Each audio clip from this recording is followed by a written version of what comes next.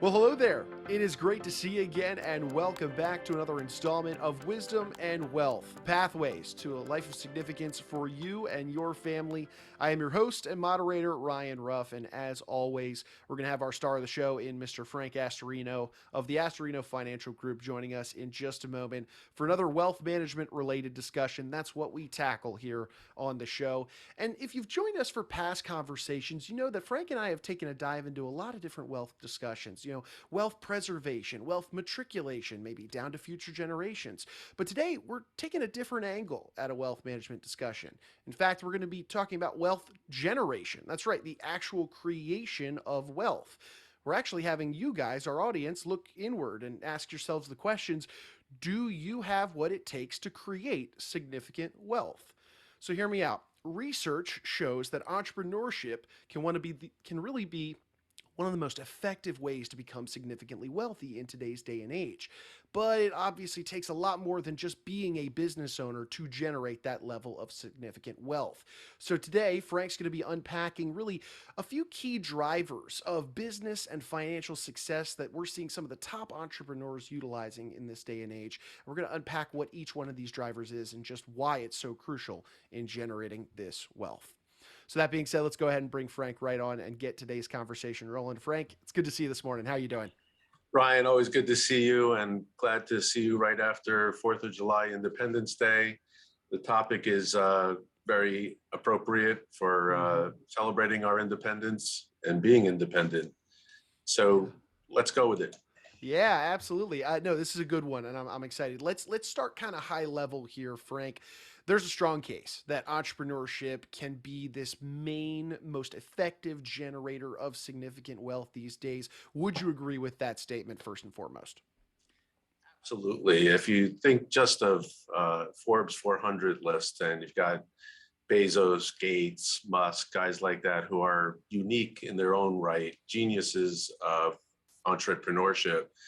Not everybody becomes that wealthy by being an entrepreneur, but they certainly have a greater opportunity to be wealthy with all the advantages that come with self-employment.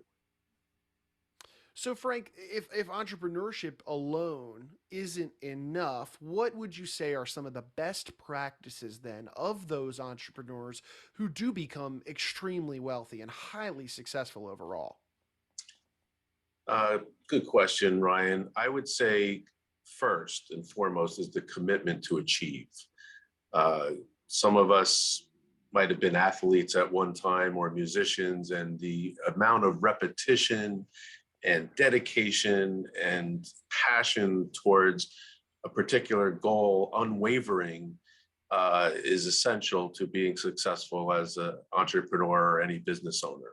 That would be number one. Number two would be having a quality business model.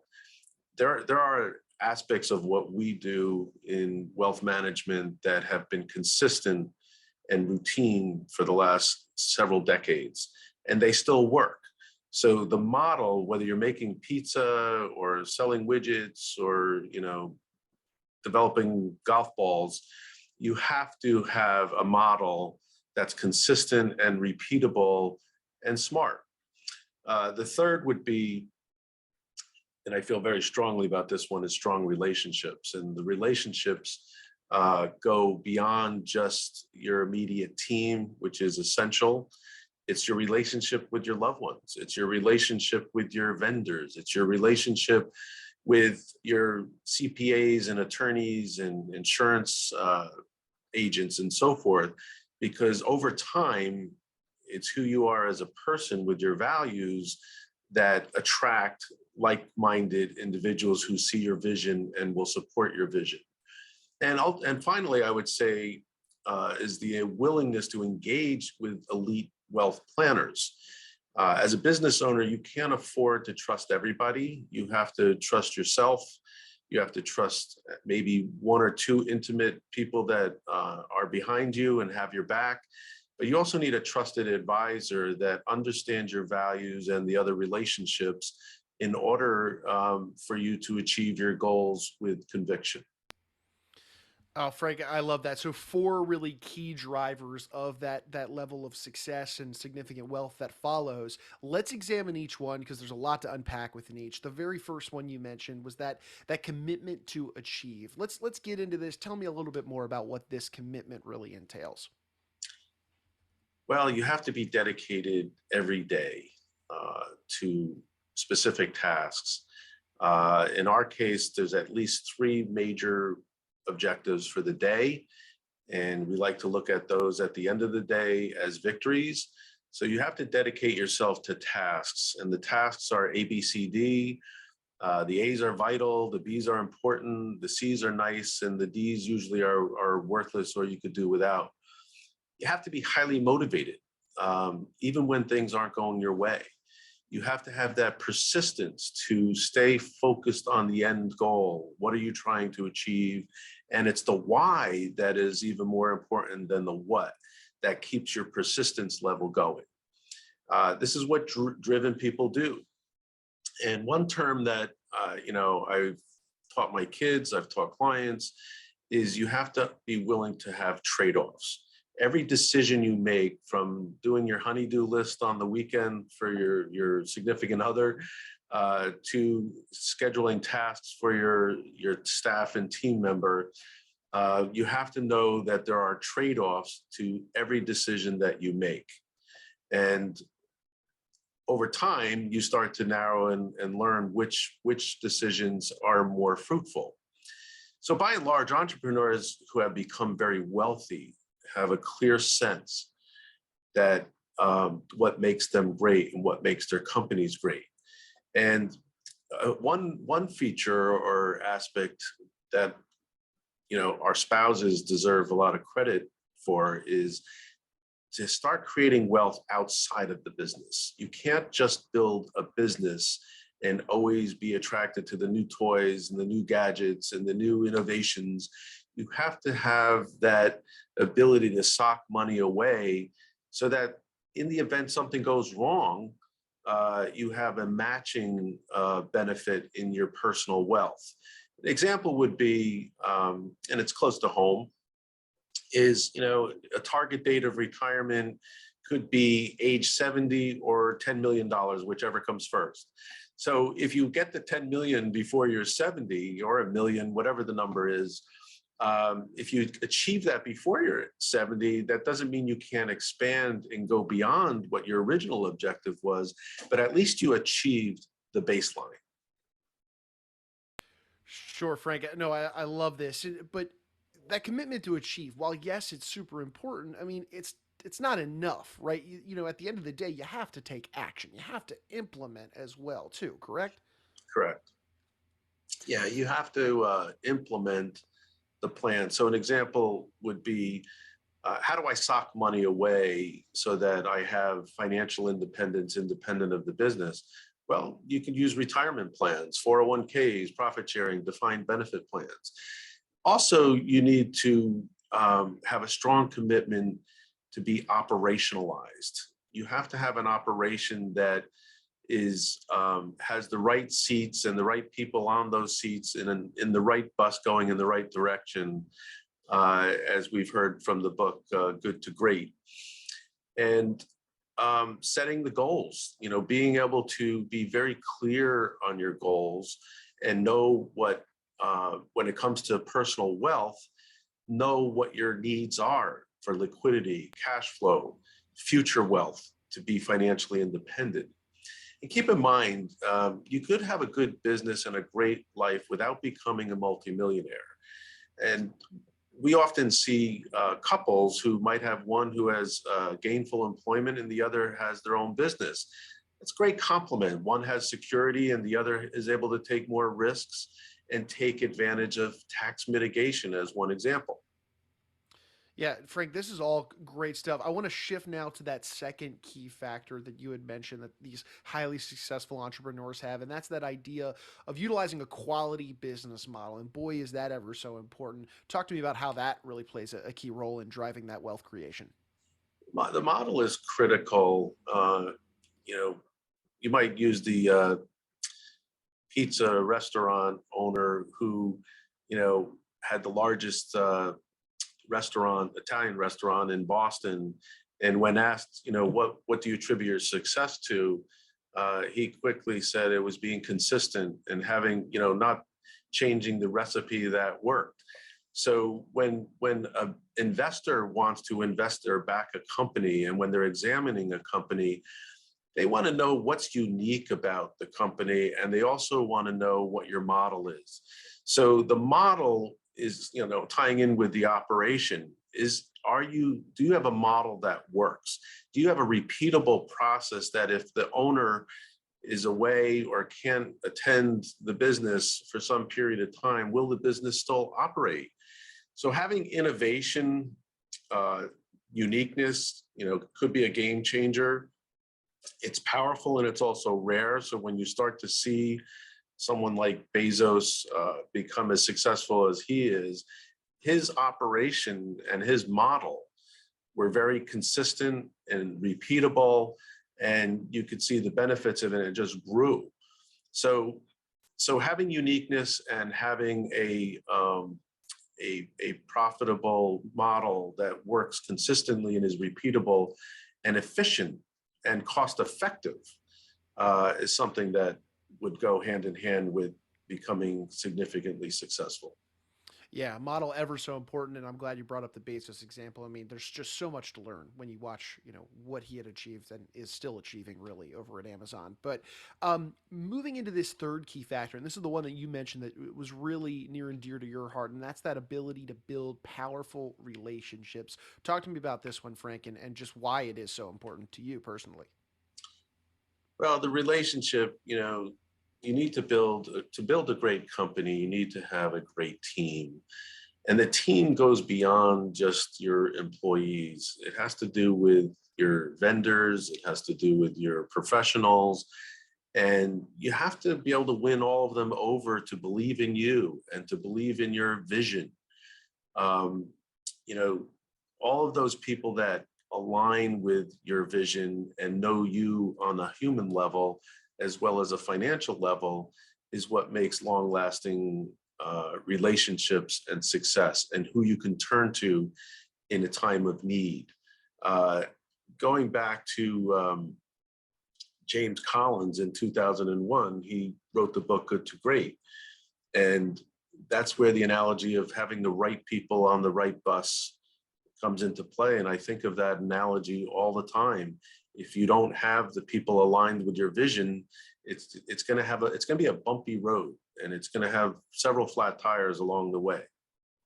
Sure, absolutely. And Frank, developing those powerful relationships, I think anybody can get behind that being a really big driver for success and wealth as a whole. But do you have any advice or insights for our audience today on maybe how they could go about building and then, of course, maintaining that high quality team that you're alluding to? Yes, I think being an entrepreneur, uh, in some cases, it's a unique genius that you can't teach and you can't necessarily emulate. But one piece of advice for people who are entrepreneurial is to know what the self-interests are of the people that you want to work with. How can you make their world better? How could you identify with what motivates them so that they're getting a return from working with you or for you? And you and I know from a colleague that has the company behind what you've done. I felt that even on a philanthropic level, when I was making contributions and charitable donations to a cause, the chair and the architect of that cause made sure that all the people who were donating and attending benefited in some way. They took value back with them after they made a generous contribution. So when it comes to the business, it's not a charity and we're not a university. I know that because we don't have a football team, but we do try to look at each person on a human level and to identify and acknowledge their contributions to the success of the company. People like to be acknowledged, sometimes even more than compensation. And I think it's important that you identify that. Oh no, this is great stuff, Frank. And let's bring it home for our audience. That fourth and final key driver that you mentioned earlier is that willingness to engage with the right professionals. And this is a big one. Could you explain this key driver a little bit more for us and why this does play such a big role in generating that significant wealth and that, that high level of success that comes with it? Yeah, it's with pride that we can identify professionals in many of the disciplines that we uh, help people navigate, that have been with us for 25 to 30 years. So, yesterday I was with the chair of one of our investment companies. It's a 30-year relationship. Our tax attorney, another 30-year relationship. And then we have successors of those types of companies. So if they retire, we have, the backups. But those relationships um, have enabled us to share when we need new innovation or we need to expand off of a great idea. They're behind it and they're willing to attend because they know your values. They know you're reliable. I don't want to lose sight of the fact that entrepreneurs have the opportunity to eliminate taxes way more than the average gainful employee. And it's not just in selling the business that can mitigate taxes, it's really the ongoing tax deductions, avoidance of capital gains, and tax harvesting that retains more wealth for the business owner so that they have more to give and they have more to innovate with. So I wouldn't lose sight of, and I would be remiss if I didn't mention that the tax saving advice from these professionals and teams that we work with go a long way, way beyond just the return on your investments. Yeah, no, this is all fantastic information. And there you have it. Four key drivers, really, of generating that level of significant wealth. And Frank, you're working with entrepreneurs on a regular basis at the Astorino Financial Group, and you're having these types of discussions with them, surrounding themselves with the right professionals, making sure that you're doing everything you can for them, from a portfolio standpoint, but also from that human element standpoint that we have talked so much about on this show. So Frank, that being said, if there's anybody in our audience right now and they've enjoyed today's discussion and maybe they're interested in reaching out to you and your team to just open up a dialogue and see, whether or not they could pick your brain really about some of these key drivers that you mentioned today, what would be the best method, somebody could get in contact with you and your team to start a dialogue? We're very approachable, and anyone on our team would welcome a call or a visit. And so the audience knows is that our process is very user friendly. There's at least 3 meetings that we get to know you on a human element as well as a financial profile before we even engage you or before you engage us for that matter. So there is a way to call us. You can go online. You can talk to people that have worked with us for several decades. And we would welcome an opportunity to explore in a discovery process, which will, even on the first appointment, you'll end up with a mind map that gives you some direction of what we can plausibly do for you. That's fantastic. Well, Frank, look, you're a busy man. You've got a company to run, some clients to serve, so I will let you get back to doing that. But I appreciate you carving some time out of your day and diving into these four key drivers of generating significant wealth and sharing kind of your insights on these matters. So thank you, and looking forward to being back with you on the next one. Thank you, Ryan. Love the topic, love what you're doing, and we want to keep doing it and keep our audience engaged. So thank you for your participation in that.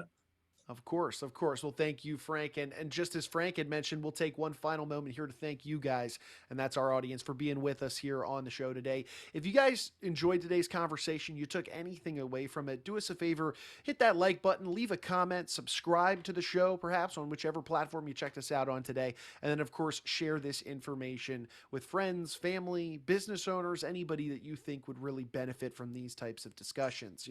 We've said it once before, I'll say it again. We're taking the same strategies and solutions and really just conversations that Frank is having with his clients on a regular basis over at the Astorino Financial Group. And we're bringing them right here to you guys on this show. So we've got a lot of great topics keyed up for some future episodes, and we would hate to have you miss out on those. So for Frank, I'm Ryan. We're going to go ahead and say so long, but we appreciate you joining us on today's installment of Wisdom and Wealth.